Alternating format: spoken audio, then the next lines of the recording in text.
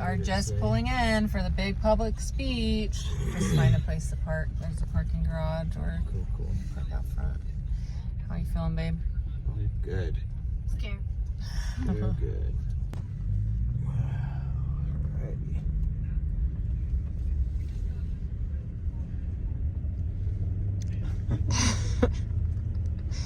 Good times. No pressure. No pressure now. I'm going to go ahead and try to keep this going. Like Andrea said, we've been married for almost 9 years. I guess that depends on if I remember our next wedding anniversary. Coming up real soon. So as long as I can keep that on mind. Honestly, though, I'm grateful for that girl. She's amazing. She's blessed my life in more ways than I could count. Like she said, we met after my accident, so she came into my life when it could have been really dark and dismal. She's been with me through it all, been by my side through whatever has come our way. I want to thank her. I also want to thank the group that was all part of inviting me out here to come and talk to you guys at your safety jam. The hotel was really nice. We had a really nice view from the 3rd floor.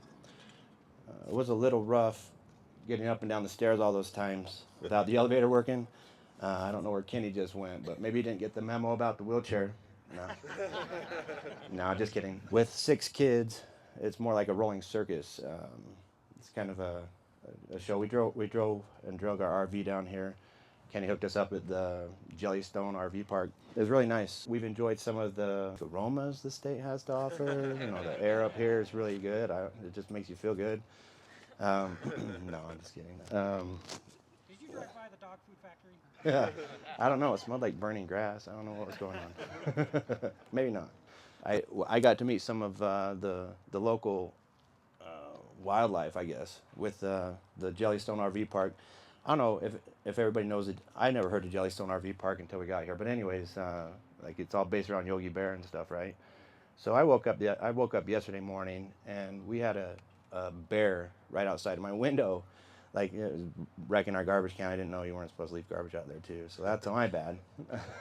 Anyways, woke up to see this black bear out there pillaging all of our stuff and crawling up on top of the picnic table. On top of my unopened cases of water and like puncturing several of the bottles, and it was an interesting way to wake up. It would have been fun to get the kids awake in time, but anyways, he took off when he heard me falling all over the place. It was I don't know, it was probably like Yogi the Bear talking to Boo Boo. He's like, "Hey, Boo Boo, let's mess with this guy. I don't think he can chase us." Anyways, he took off before we got out there. It was a good time. You're all probably wondering why a handsome guy like me is here to talk to you guys about safety. Who's laughing? Anyways, out of all the people here today, I probably have the most experience to talk to you about safety. Maybe it's because of all the things that I know, especially what not to do. But maybe that's what got us here. Today I just want to look at 3 things when it comes to safety. They are that the choices that we make are bigger than ourselves, and that they can and will affect your whole world. Also want to talk about the speed of which things can change and how quickly that can happen, and also how to prevent any of you from ending up in this wheelchair like me. I want to tell you a little bit more about me. I'm 40-ish years old. I'm from Utah. Andrea already said that. I was born and raised in the Salt Lake area. I was a middle child in a pile of kids, in the middle of 9 kids. Same mom, same dad. Right in the middle of all that craziness, and a dog named Ginger. Ginger was the house pet. She was a little black Cocker Spaniel, about the size of a shoebox, but she had the energy of a lightning bolt. Any chance that dog got to get out and run, she would. Anytime that door was open, she'd try to make a bolt for it. And man, every time she'd get out, they'd put the whole house on alert, and all 9 kids, grandma sometimes, whoever was there, have to be out chasing, scouring the neighborhood trying to catch that dog. Happened way too many times. I got really good at running. Speaking of being really good at running, I got involved in sports early on. I played soccer, wrestled, played tennis, golf, martial arts, typical kid stuff. I also am a self-taught backyard mechanic.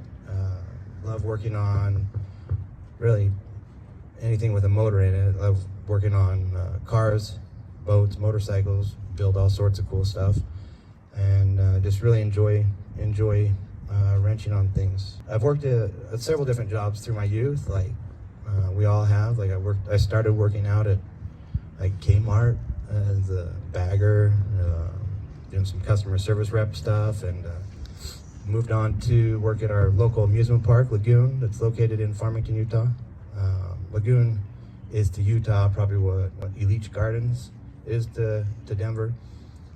I used to do ticket taking, and then when I got older, did the ride operator for like rides like Colossus and upside down loops and stuff. I guess it's similar to Elite Gardens, or is that the boomerang ride? If any of you get out and party all the time doing fun stuff like that. Has anybody heard of Lagoon?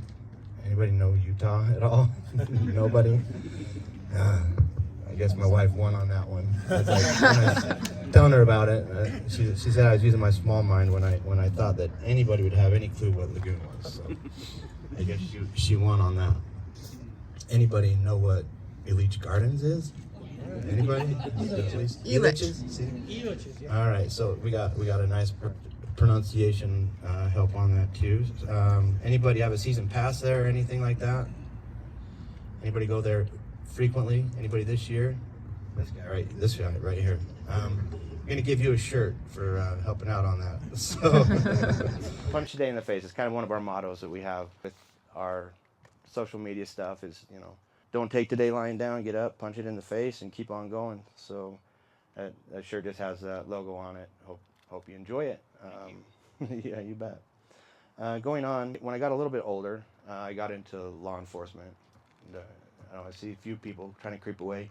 Not anymore. So, anyways, worked in law enforcement for a little while. Worked several different roles there. Worked in training new recruits. Worked with the special actions team for a while. Worked on the honor guard. Did patrol in my area in the counties. Just really enjoyed that job. I always maintained my excellence in fitness. I think fitness is a part of safety. I think mindset helps you out. I always maintained the excellence in fitness while I was in law enforcement. In fact, there was a regional competition that brought law enforcement in. It was called the Top Cop competition, and it brought in city, county, state, and federal police officers. You can imagine it was like egomania in there. It was pretty crazy. The testosterone was pretty smelly. It was a real strong smell.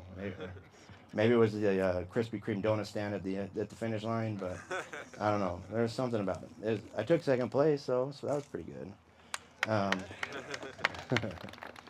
Anyways, moving on from that, I've done some work in the oil fields. I was part of a machine that would separate the water, oil, and gas from each other. It's crazy work. It was hard work. Also worked in an open pit copper mine in Utah. Worked on a big drill rig. We'd drill holes like 10,000 feet deep. Pretty crazy, actually.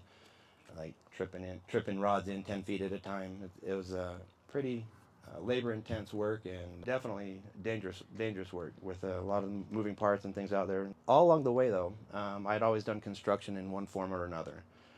When I do construction, I'm talking about building homes. I've done that for years. Today, I have a pretty cushy job working with my beautiful wife, Andrea, in posting content on social media.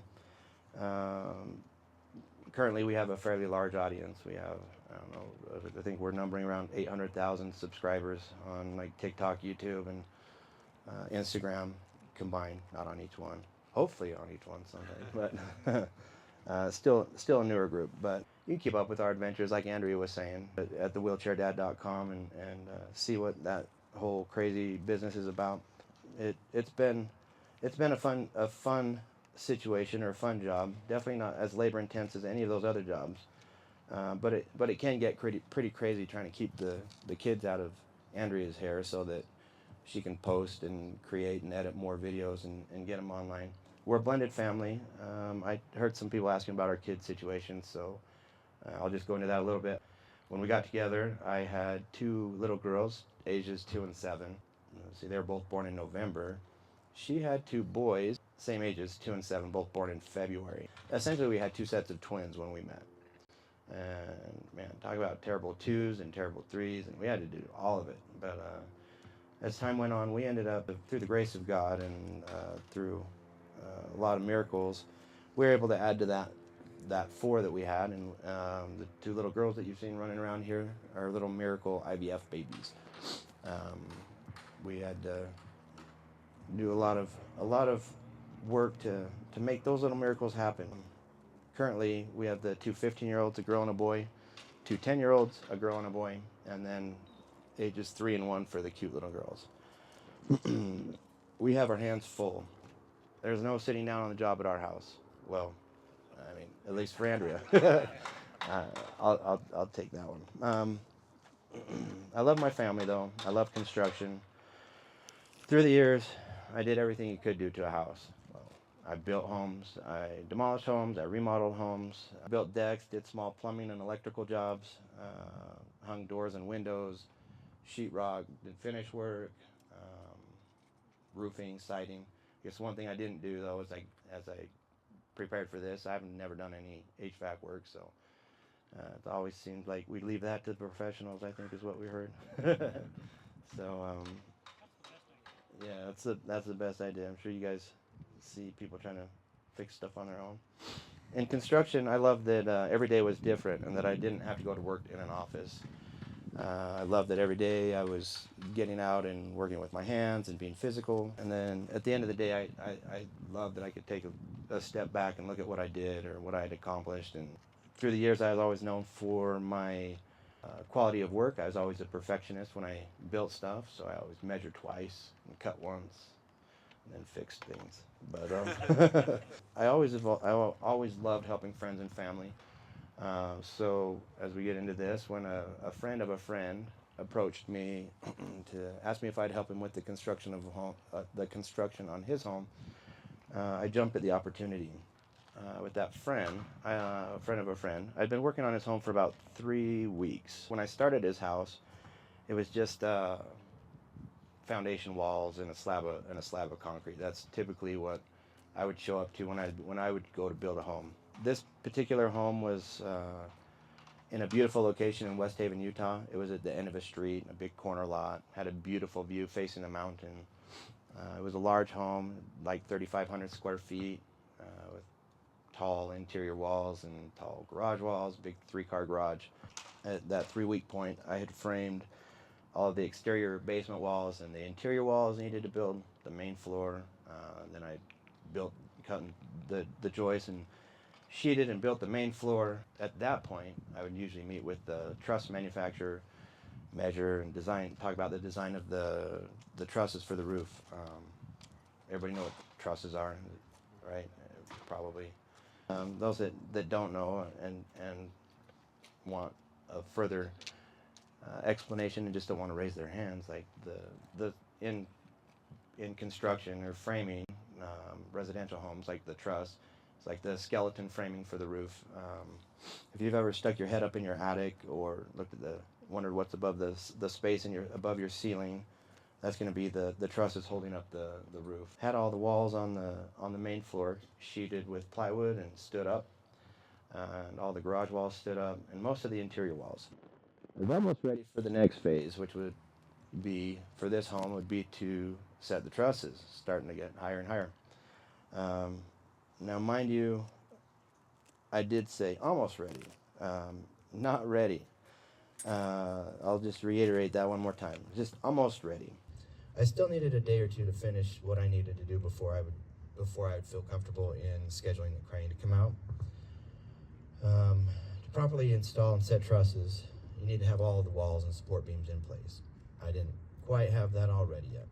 You also need to have about 4 or 5 experienced guys working together to get it done safely, and a crane, a crane that can reach the entire house and reach everything that you need to do from one place. I had 1.5 guys. Now, mind you, I said you needed 4 or 5 guys. I had 1.5 guys, and the half guy I will give to the homeowner. We'll just, I don't know, call him Half Pint. He was he was a plumber by trade, but he was trying to build his own home, and he was there all the day. Well, he would show up from time to time trying to get things done or see how to build things. It was cute at times. Trying to figure out how to build his home.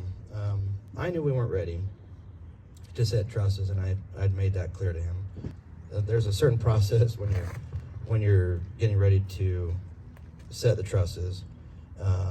When we'd get trusses, we'd end up with like a packet of instructions on what to do. It's basically like paint by numbers, and then you would basically have the crane set up and be able to reach everything, and then it's just put everything together.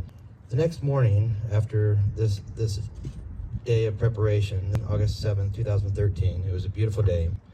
I remember it was nice and sunny and fresh outside. I loved starting my mornings in construction. I used to build homes just like solo mio. I did have a small crew for a while, and then I just loved to build, so I'd always build a house here and there on the side. I enjoyed being able to stand there in the morning and just plan out what I was going to do for the day, and I would make a game plan and start working on that. That day I'd started rolling out all the cords and hoses and got everything set up for work, and lo and behold, the little half-white homeowner showed up and wanted to know if we could set the trusses. I told him that we still weren't ready, that we still needed a day or two.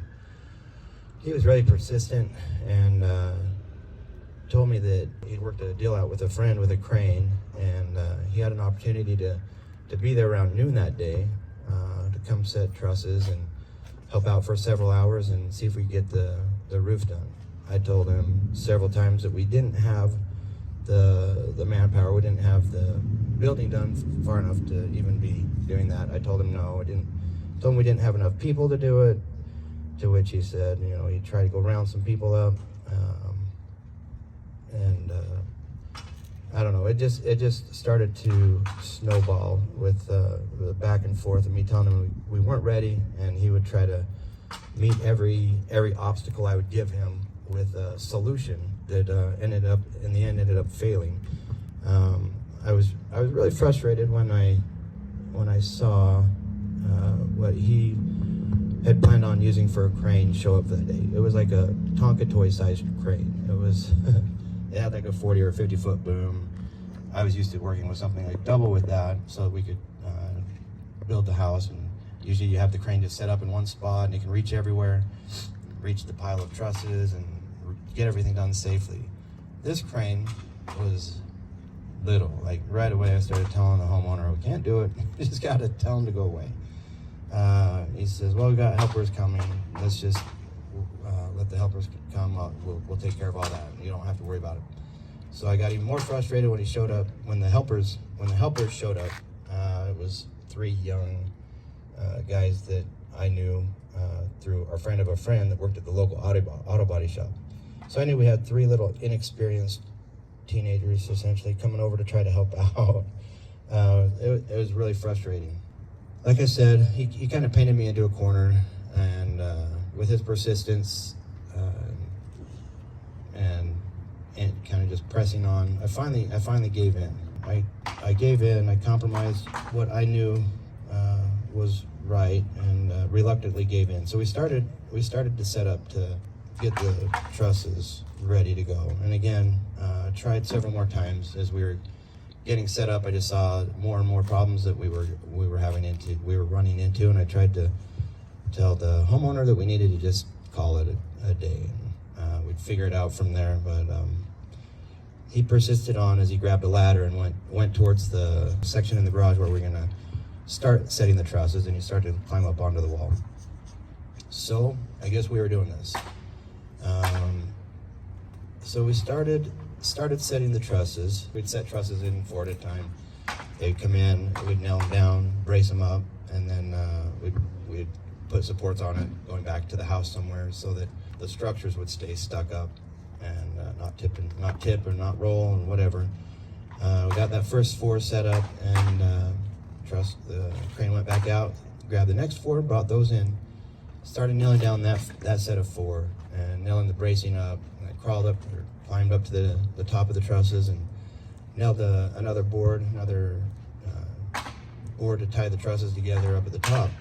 I then unhooked the straps on the crane and stepped up on that brace to kind of look over and see what was going on the ground, see how the helpers were doing. And at that point, I noticed the operator of the crane was down on the ground working with the helpers. It was a show. Anyways, while I was standing up on the top of the roof, I felt something that you never want to feel when you're standing 30 feet up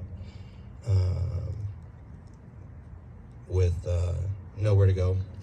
Standing up on top of the roof, I felt the floor, essentially, my feet. I felt the roof start to sway.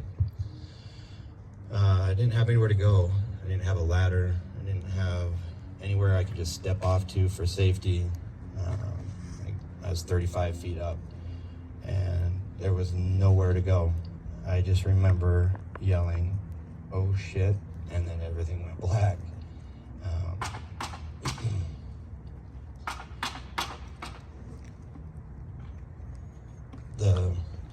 The trusses had ended up starting to roll.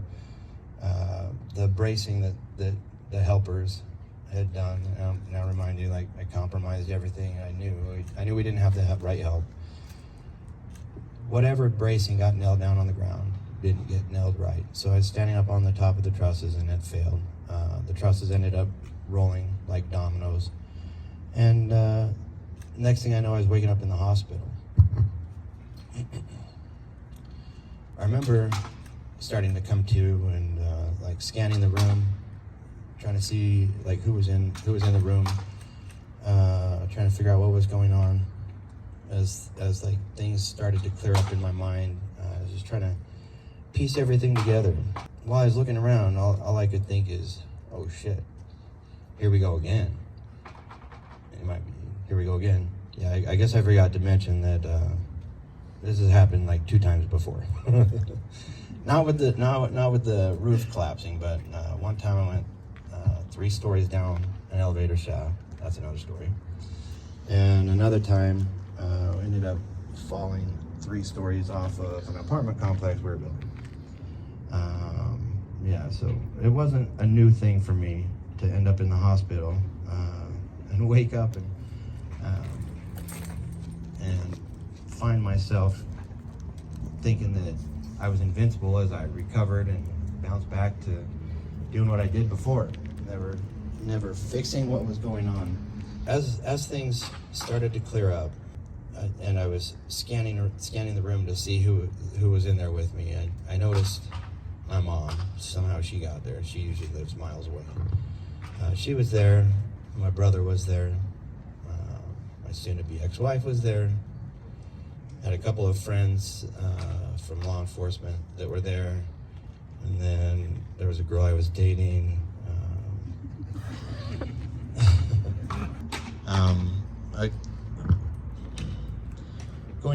Maybe I'll tell you, like, going into the injuries that I sustained on this fall, this was definitely the most significant damage that had happened to me. This particular fall, going back to the house, when I'd wear my construction tool belt, I would have a place to sling my hammer that was like a big metal ring in the center of my tool belt, in the back, behind my back. That'd be where my hammer went, and had all my other tools on there. Well, when I fell, apparently I fell in sort of like a falling backwards on my butt position, and that hammer ended up exploding my L1 vertebrae, which is like about belly button level. When it landed on it, the hammer claw or whatever had basically destroyed that vertebrae, just exploded. I had also broke my C1, or cracked my C1 vertebrae. It's the one up in the very top. Then broke my S2, 3, and 4 through like my sacrum area, like your tailbone. Broke my pelvis in 3 places, and collapsed my lung, tore my spleen, and all of this happened. No, just kidding. And anyways, it was a pretty significant amount of damage. The original prognosis was pretty gloomy. Laid there in the hospital for several days before my mom got frustrated that nothing was happening, and we got transferred to another hospital that was going to take action a little quicker. They had a spinal group there, so we got transferred to the University of Utah, where they took me into surgery pretty much right away. The doctor was really frustrated that they hadn't done anything up to that point. They were able to piece me back together. I was still confident that, like the times before, I was going to get better and head on out of there and be able to get back to doing things that I was before. I know that while I was in the hospital trying to evaluate my situation with my health, I noticed that my hands worked. I could still move my fingers and toes. I couldn't move my legs, but the doctors were really happy and impressed that I could wiggle my toes and move my feet up and down still. So I was like, man, I'm pretty badass. Like they're happy. Like I'm gonna be healthy. I'm gonna be back out of here again. Before my injury, I prided myself on being fit and was strong and healthy, and just figured like times before I was like Superman. I'd be back together and hit the road running again. I stayed in the hospital for a little over 3 months doing physical rehab. And I want to get a little real and turn to my notes a little bit more, just to describe this next section, because I want to get real with you guys and get vulnerable. I want to scare you guys into the reality of what all of this means and what can happen. While I was in the hospital, imagine being a grown man and having some young nurse assistant literally gloving up to dig shit out of your butt every time you had to take a dump because you could no longer use your sphincter muscle. Imagine the same young girls having to lift you up in and out of bed, help you get dressed, help you do everything because you were completely helpless. You, a big strong man, relying on much smaller, I don't want to say weaker, I mean, it is what it is, but had these young girls helping to move my body because I could no longer do it. They had to help me shower and get dressed and basically care for me as if I was an infant. I wasn't, though. I was Dan Cotter. I was going to walk out of there.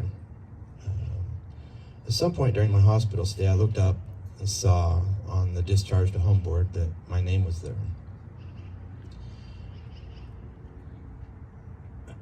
I looked at that and I was in shock. I was like, it couldn't be. Like I'm still not walking. Like this isn't happening. This isn't the way it's supposed to go.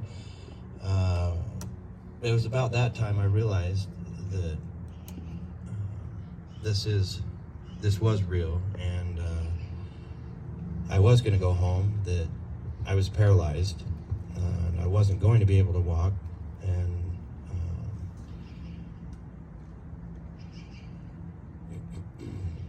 I was that other guy all of a sudden, the one that you think the stuff is going to happen to all the time. But now it was me, and I would never walk again.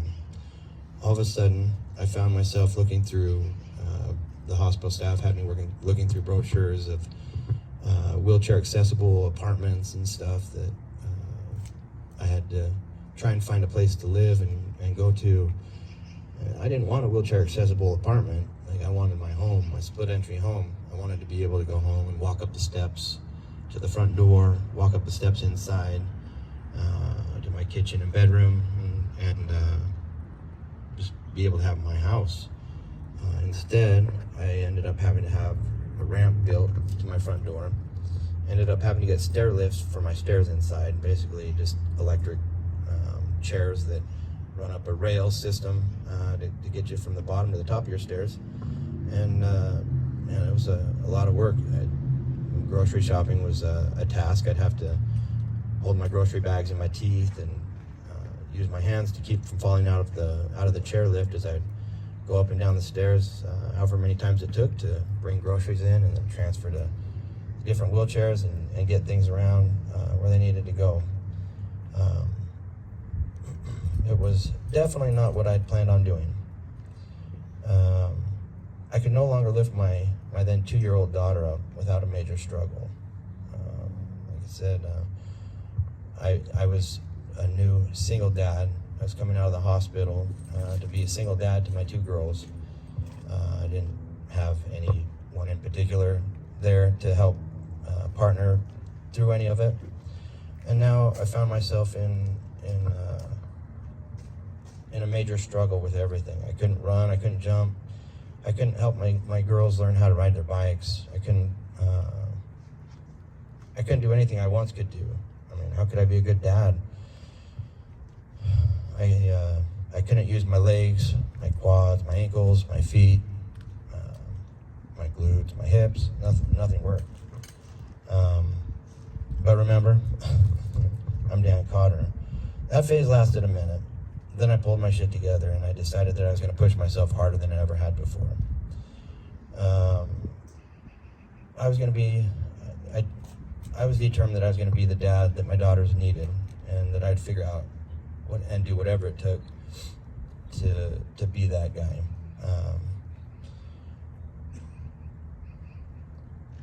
I know most of us spend a lot of our times complaining about what we don't have time to do. So I told myself, why the heck focus on what I can't do? Ain't nobody got time for that. And today, I feel like I'm that dad, as you now know. I have 6 beautiful kids and a beautiful wife.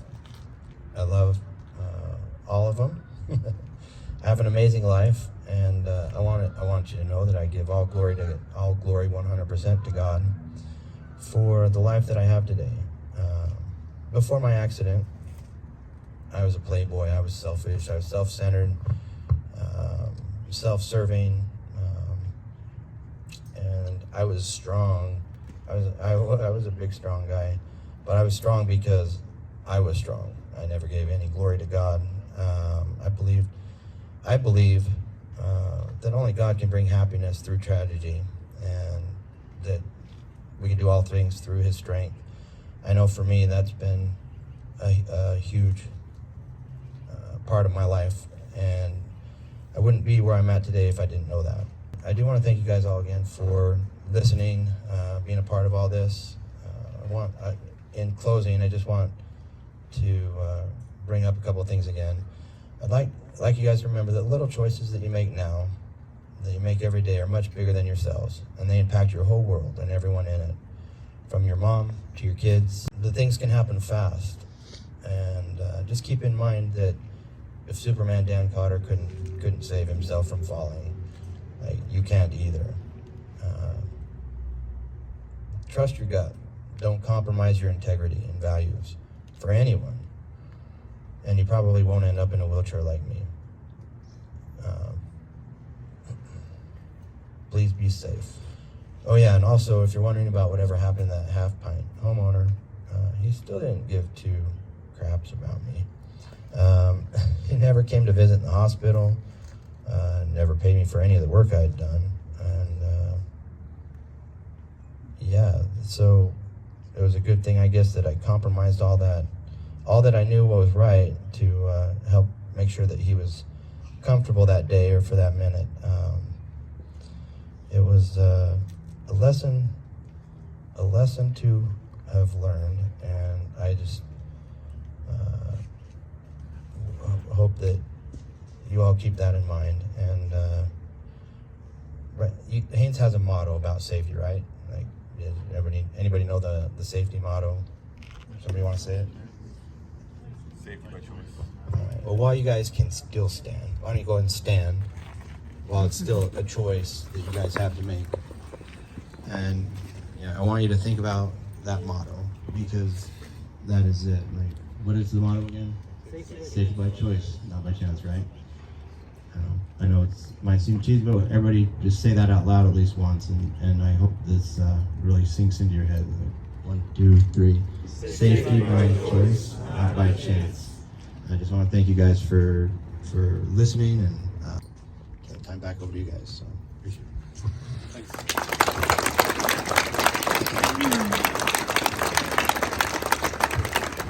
What's your favorite wheelchair brand? My favorite wheelchair brand is Tylight. Mainly it's the one I've used most. It's the one I've got right here. Do you have somebody that's in a wheelchair? Or?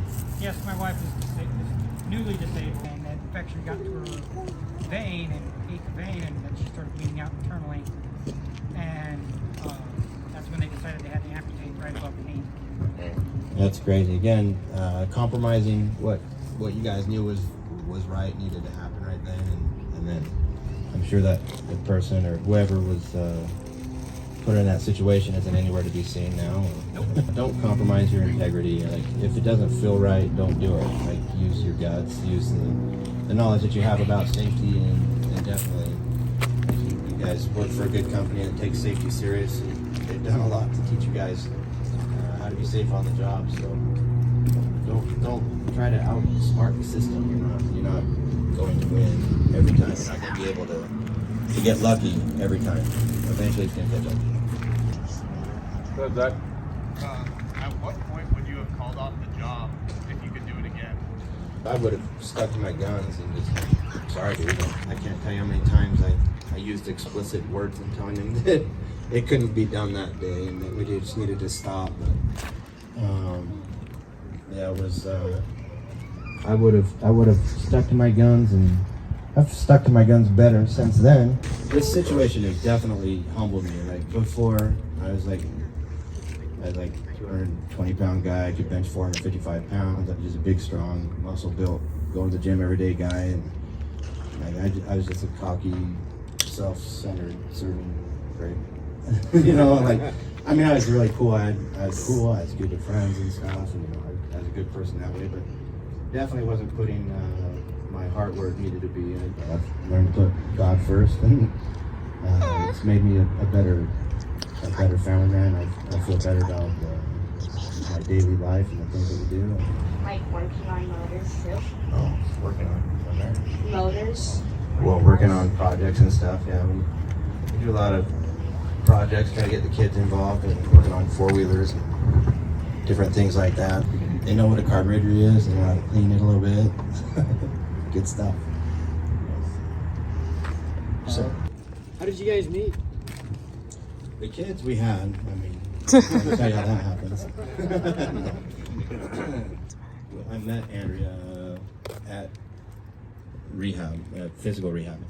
So when I got out of the hospital, I was in there for a little over 3 months, and I told myself I was going to put everything into that first year. Outside of the hospital, I went to physical rehab every day for like 5 or 6 days a week for a little over a year and a half. Anyways, Andrea was taking her now ex-husband there, who was a victim of a motorcycle crash. He was an old bike cruiser, and he had sustained a super bad TBI, brain injury, from riding really fast without a helmet. Anyways, we met there and eventually, became friends, and life unfolded and things happened. We ended up, they got divorced, and we ended up together.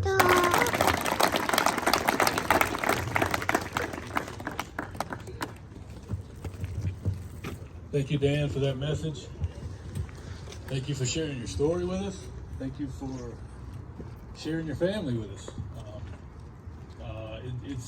It's one of those things for us. You kind of stole my thunder on that. But I wanted to say safety by choice, not by chance. All right, I kind of wanted to start with that. I asked the harness question because of the training that we're putting on. I looked at This love is like the ocean that's crashing over me. It's like falling rain on the driest plains, as far as eyes can see. And this love is like the trees that are looking down on top of me. And this love is like no other. It's right where I wanna be. Nobody loves you like I do, and I'd never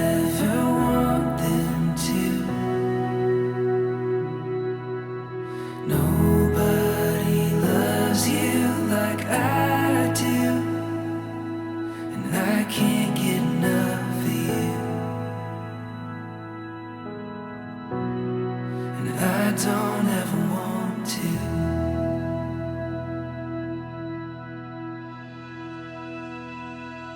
This love is like the church bells, as loud as they can ring, in the good man's face on his wedding day, when he sees his bride